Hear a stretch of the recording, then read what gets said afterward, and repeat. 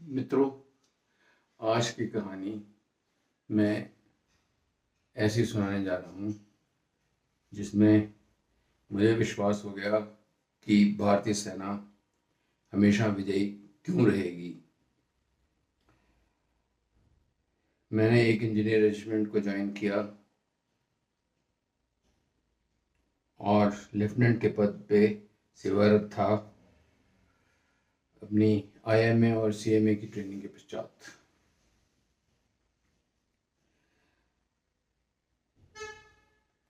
वहाँ मेरी कंपनी में एक जवान जिसका नाम राजपाल था, वो रोहतक के पास एक गांव सांपला का रहने वाला था। अभी कुछ दिन मेरे को रेजिमेंट में हो गए थे और उसने आके मुझे कहा कि सर, क्योंकि मैं माइनॉरिटी से बिलोंग करता हूँ, इसलिए मुझे मेरे ट्रेड का काम यानी ड्राइवरी का काम मुझे नहीं मिलता और मुझे दूसरी जो है फील्ड ड्यूटीज़ में लगा दिया जाता है। मैंने कहा अच्छा। और मैं सोच रहा था कि ऐसा होना तो नहीं चाहिए, मुझे तो ऐसा कभी महसूस नहीं हुआ। हमारे रेजिमेंट में लगभग 40% सिख, 40% मराठा और 20% अन्य लोग हुआ करते हैं। तो मैंने अपने एक सूबेदार साहब से कहा कि राजपाल को ड्राइवर की ड्यूटी के ऊपर लगा दीजिए। वो थोड़ा मुस्कुराए। उन्होंने कहा साहब ठीक है, आपने कहा है तो लगा देते हैं, और जब भी आप ड्यूटी पे जाएंगे तो हम राजपाल को भेज दिया करेंगे। मैंने कहा जी बहुत अच्छा, भेज दिया कीजिए। तो अगले ही दिन कुछ चीज़ें खरीदने के लिए हमें मार्केट में जाना था, तो मैंने गाड़ी मंगवाई और राजपाल जी हाजिर हो गए। उन्हें एक 1 टन निशान मिली थी जिसके ऊपर मैं बैठ गया साथ उनके और आ गए मार्केट में। तो कुछ मुझे अटपटा सा लग रहा था कि उनके चलाने का तरीका, और इतने में क्या देखता हूँ कि एक व्यक्ति क्या, एक लड़का 17-18 साल का होगा, वो चला जा रहा है हमारे आगे आगे, और एक आध बार जो है हमारे ड्राइवर साहब ने जो है हॉर्न दिया और उसके बाद जो है परवाह नहीं की, और लड़के के राइट आर्म के ऊपर चोट आ गई। हमने गाड़ी रोकी, उसको बिठाया गाड़ी में और सीधा जो है उसको मिलिट्री हॉस्पिटल ले गए। वहाँ जा कर के डॉक्टर से रिक्वेस्ट की, उसका एक्सरे हुआ, हड्डी टूटी मिली और प्लास्टर चढ़वा दिया। तो प्लास्टर चढ़वाने के बाद मैंने उसको पूछा, बेटा अपना ज़रा वो बता दीजिए पता वगैरह, ताकि मैं आपको आपके घर छोड़ के आऊँ।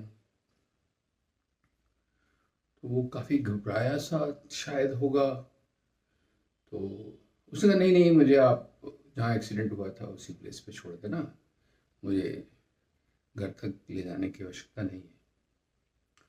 मैंने भी सोचा कि ठीक है, अभी क्योंकि एक्सीडेंट हुआ है, अगर रिपोर्ट होती है तो पता नहीं क्या कार्रवाई आगे होगी, तो इससे जो है कुछ बात करते हैं। तो मैंने कहा अच्छा, आपको कोई क्लेम वगैरह तो नहीं है इस एक्सीडेंट के बारे में? तो उसने कहा नहीं है सर, मेरा कोई क्लेम नहीं है। तो मैंने अपनी डायरी निकाली और उससे एक जैसे राजीनामा टाइप जो है लिखवा लिया कि मुझे कुछ क्लेम यहाँ से नहीं करना है। उसको छोड़ करके हम आ गए।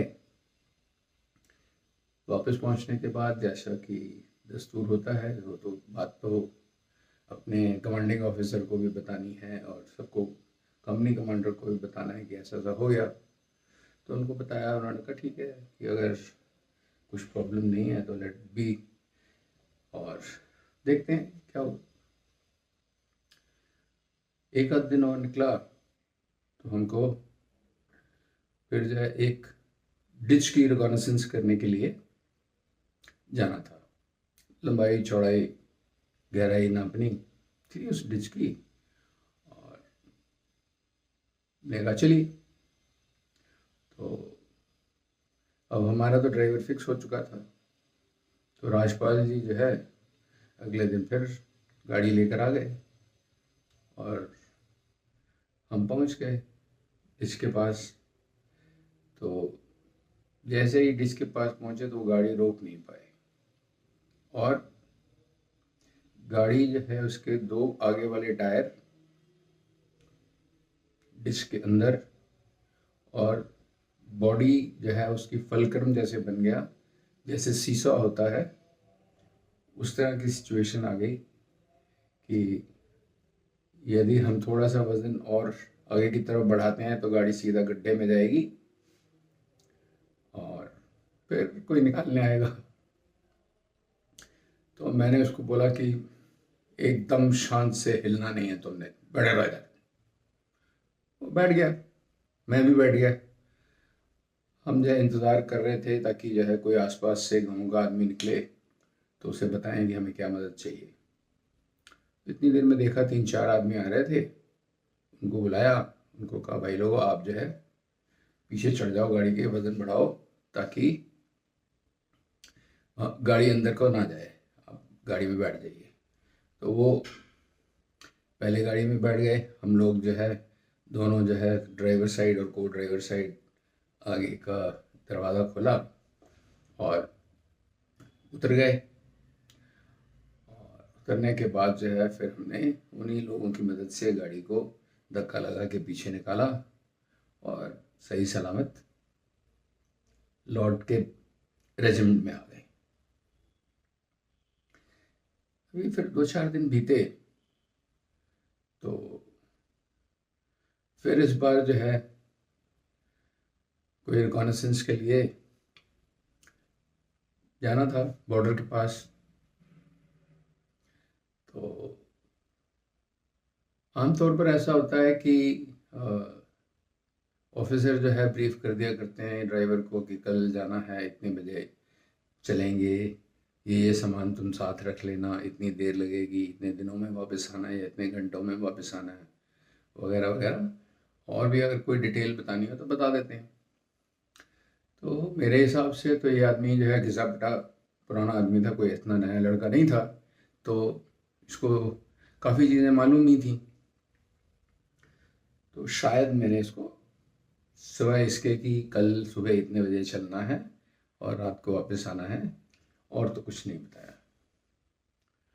और ऐसा कुछ नियम होता है कि जब गाड़ी बाहर निकलती है मोटराइज्ड ट्रांसपोर्ट यार्ड से, तो उसको जो है एक रोड वर्दी सर्टिफिकेट देते हैं कि ये गाड़ी जो है सड़क पर चलने के काबिल है, इसके जो है ब्रेक्स, वाइपर ब्लेड्स मूव कर रहे हैं, लाइटें चल रही हैं, इंडिकेटर ठीक है, वगैरह वगैरह चीज़ें नोट कर ली जाती हैं। और उसको सर्टिफिकेट जो है वो उसकी मिल जाता है ड्राइवर को, वो लेता है सर्टिफिकेट, टैंक फुल करता है, अंदाज़ा लगाता है कितने किलोमीटर मैंने जाना है, कितने किलोमीटर वापस आना है, मेरा जो है गाड़ी का कंजम्पशन कितना है, KPL क्या है। तो उसके बाद में वो अगर चाहिए तो जैरिकन में पेट्रोल या डीजल रख लेता है जो उसे चाहिए, और अपने लिए खाना, ऑफिसर के लिए खाना कलेक्ट करके और आपके पास में पहुंच जाता है कि हाँ जी आप ऑफिस में हैं या घर पे हैं, जैसे भी प्रोग्राम हो उसके मुताबिक चल देते हैं। तो हम निकल गए और जैसे ही बॉर्डर के पास पहुंचे तो गाड़ी धक धक धक करके रुक गई। सोचा कि क्या खराबी हो सकती है। बोनेट वोनेट खोला, देखा कि सब चीज़ें इंटैक्ट हैं, बैटरी में करंट आ रहा है, डिस्ट्रीब्यूटर ठीक चल रहा है, पानी वानी सब भरा हुआ है, लेकिन पेट्रोल नहीं है। इस वजह से गाड़ी वहाँ रुक गई है। फिर जी इधर उधर भागे कि क्या करें, किसी तरह से जो है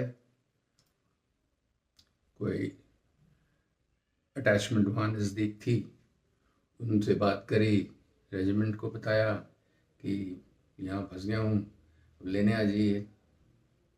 उन्होंने जो है दूसरी गाड़ी भेजी, उसके साथ पेट्रोल भेजा, हम जो है वापस आ गए।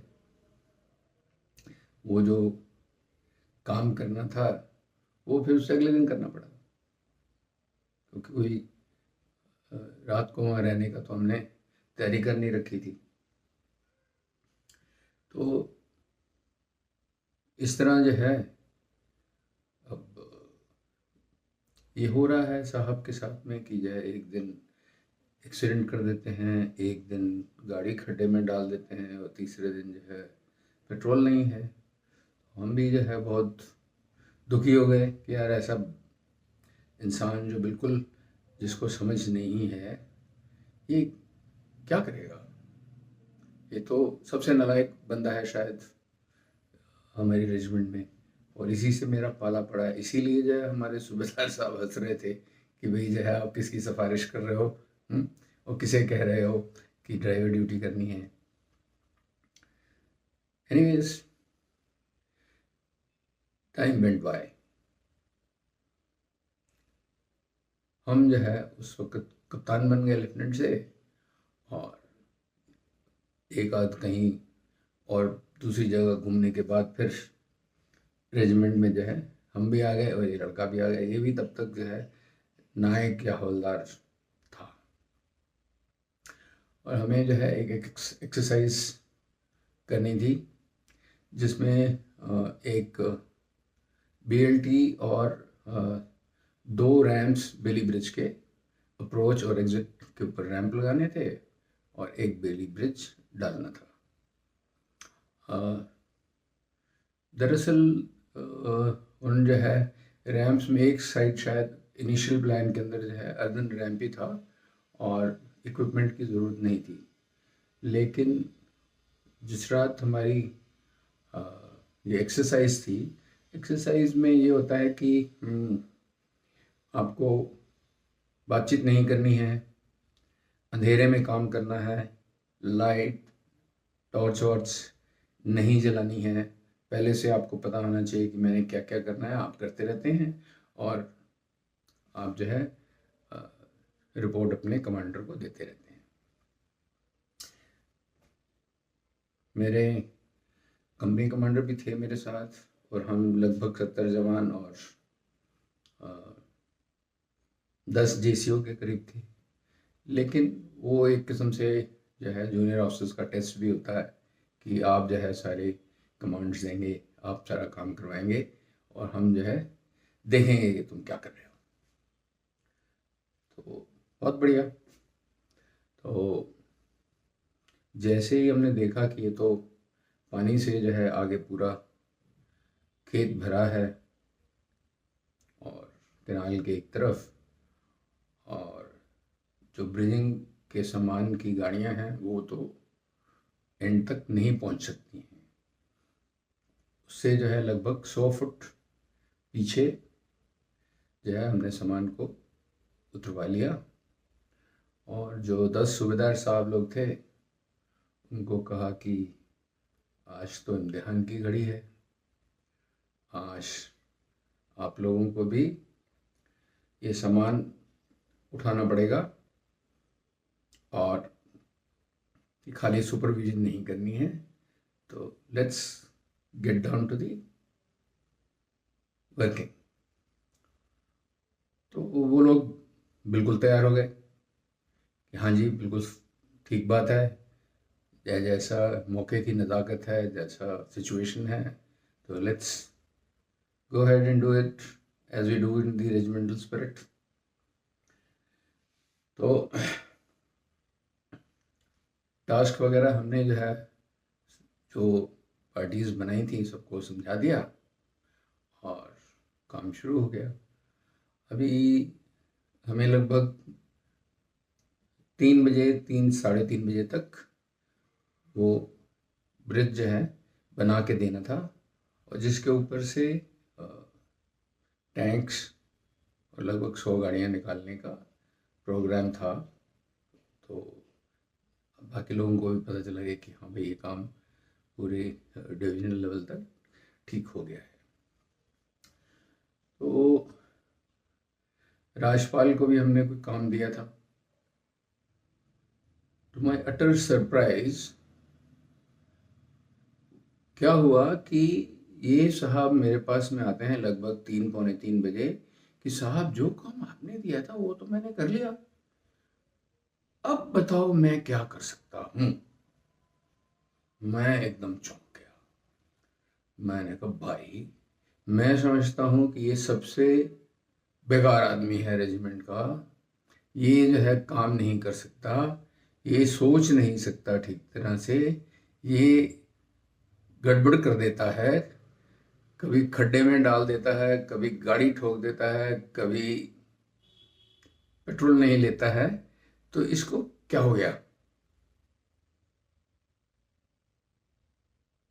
फिर मुझे याद आया, जैसे मैनेजमेंट बताते हैं कि इंडिविजुअल, ग्रुप और सिचुएशन के मुताबिक रिएक्ट करते हैं।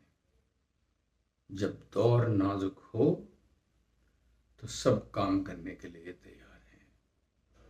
मेरे हिंदुस्तान में हर बंदा, हर सैनिक, हर अफसर, हर जेसीओ इसीलिए तैयार हो जाता है जब समय की पुकार ऐसी हो। इसलिए ये देश कभी हार नहीं सकता। धन्यवाद।